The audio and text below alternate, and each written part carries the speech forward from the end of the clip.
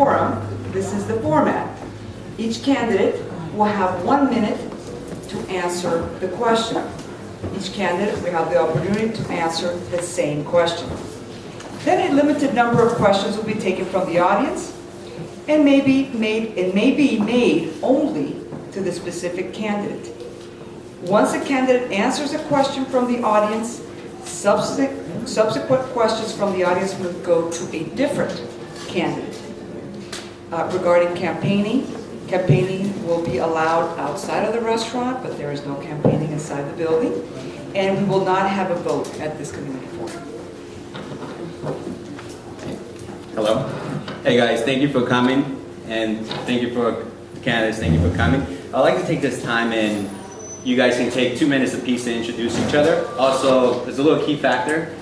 If you're able to, if you're able to take, say a Spanish phrase that you may know. So go ahead, 2 minutes. I'm gonna raise my hand when there's 15 seconds left, so you guys will know. Matt, if you would like to start. Thank you very much. I guess I'm here to say hola, votar por mí. My name is Matthew Crewman, and I'm here today to ask for your vote on April 23rd. Let me tell you a little about me and a little about my vision and why I think it's important for this community. I'm honest, I'm hardworking, I listen. I think that is the key thing. I come up with creative solutions and I get things done. I, like Gabby, am an ANC commissioner. I confront all different kinds of challenges as an ANC commissioner, and I need in that role to find a way forward to get things done, and I have an extraordinary record of doing that in my role on the ANC. I've also been very active on schools issues, on the modernization of Wilson High School, on schools issues generally around the city, and I think I've made a real difference in that area, and I very much want to make a real difference so that schools in every part of the city are great. What's my vision? My slogan, and some people say it's a little naive, is let's grow together. And the idea is the city is growing in all kinds of ways, and I think it's wonderful.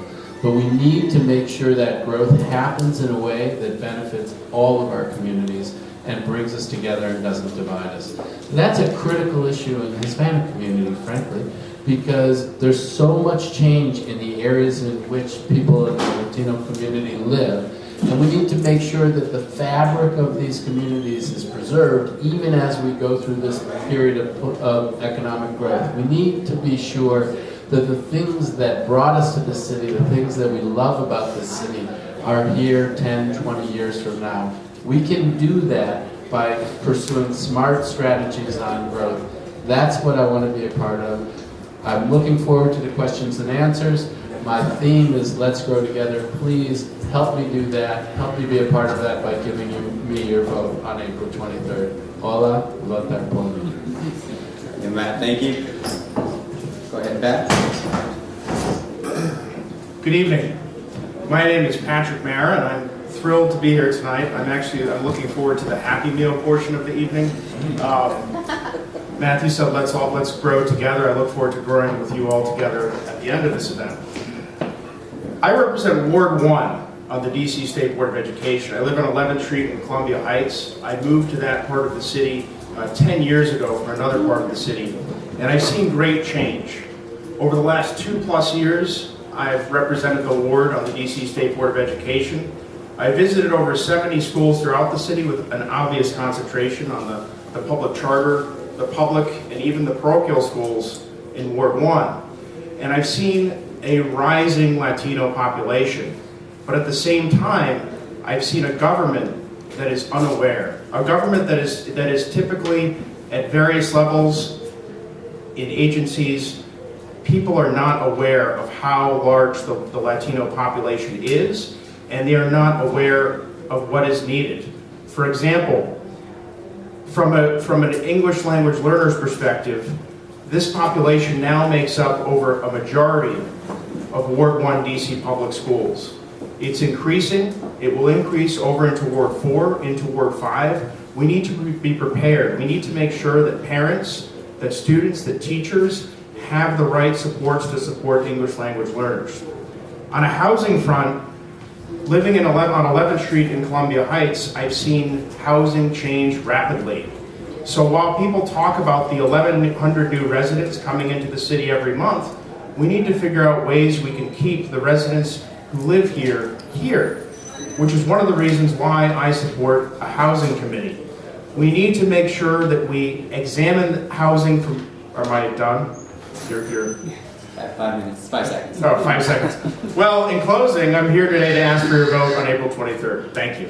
Say something in Spanish, man. See, you know what? I was in El Salvador for 2 weeks, and I really tried. This is something I own Rosetta Stone, but I basically would go into Wendy's and I basically ask for a jelly donut every time I try Spanish. So. Thank you, Dr. Mara. Very good.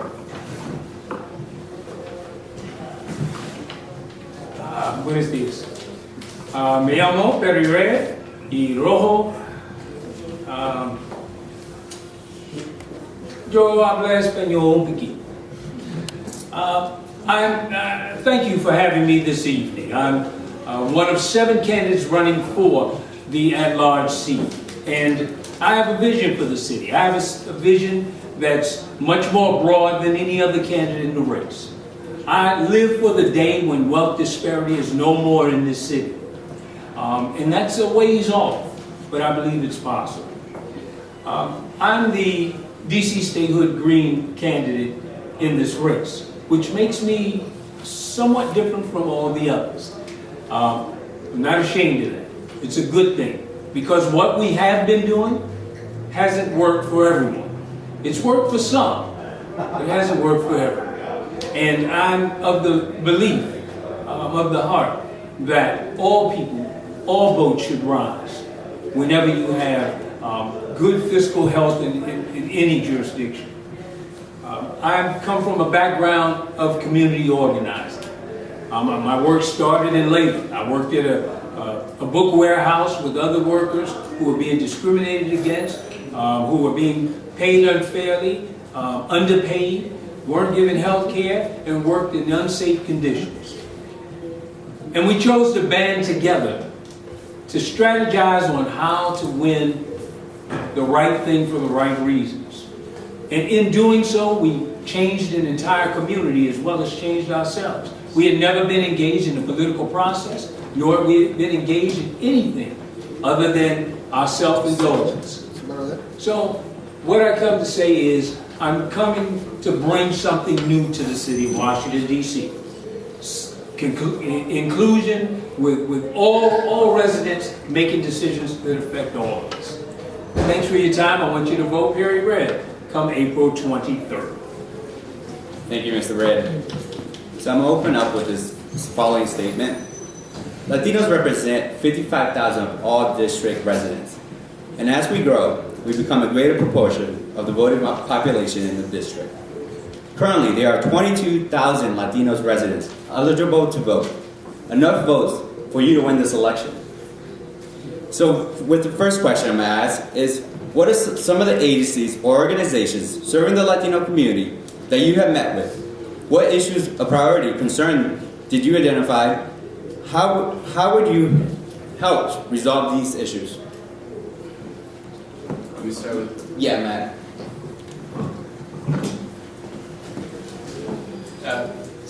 That's a great way to get all of our attention, that there's enough voters to win this election.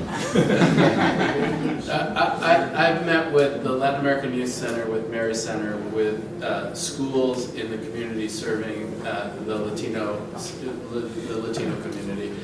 I've talked with people who are focused on the issues of getting more Latinos hired by the city government, which is an important issue. We've lagged in that way. I would work with the partners in the community to try to make sure that the interests of people in this community were met. Schools is a key thing. And one of the things that's happening in this part of the city is a lot of turmoil in the local school system. And I think we need to strengthen the local school system so that people in this community, in the area where many Latinos live, feel like they have a great option right there. Support for English language learners is a key piece of that. Mary Center does fabulous work. There's ways that we can strengthen the work that they do. Latin American Youth Center also does fabulous work. There are lots of very active people in this community. We need to support them more thoroughly than we have, and we need to hire more Latinos in our city government. Thank you, Matt. So I'm obviously, as the Ward 1 State Board of Education member, first and foremost, I've met with every principal in Ward 1, public charter, and parochial. I say parochial because Sacred Heart is primarily Latino students. Those included in that would be Maria Takeva, who is, as many of you know, is a legend in the District of Columbia, and I value her advice and her direction, I should say, more than advice, greatly. And she's someone I relied on quite a bit during the course of the last couple of years in the State Board of Education. Sonia Gutierrez at Carlos Rosario Public Charter School. That institution is doing incredible work. I don't know why we're not replicating Carlos Rosario all over the city so that it goes beyond immigrant populations, but those 3 workforce development programs are, putting 90-some-odd% of those individuals taking those classes to work into jobs. And obviously Lori Kaplan at the Latin American Youth Center. I have been engaged in many programs related to Latin American Youth Center. I attend on and off the monthly SWAT meetings, but I also obviously am highly engaged with Latin American Youth Center.